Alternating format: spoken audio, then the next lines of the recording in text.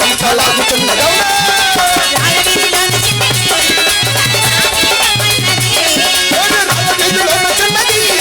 సరసానికి రమ్మన్నది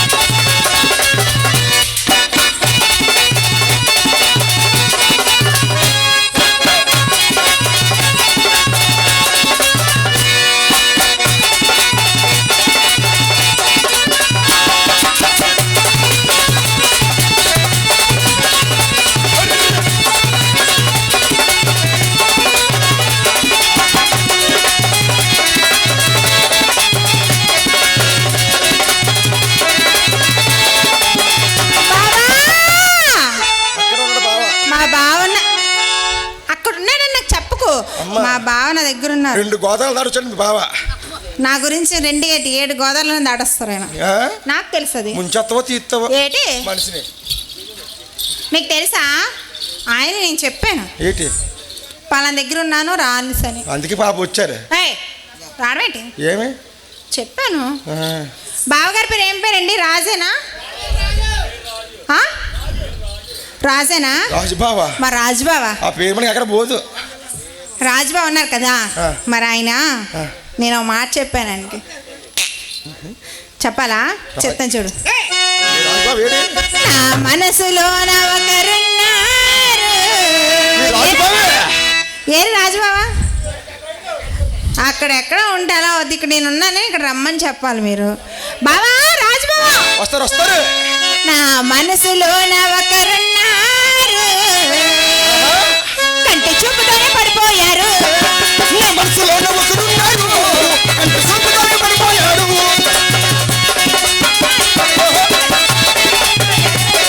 నా మనసులో ఒకరున్నారు, కంటి చూపుతోనే పడిపోయారు.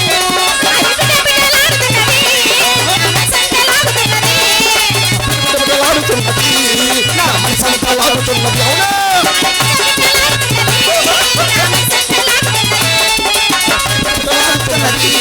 నా మనసంతా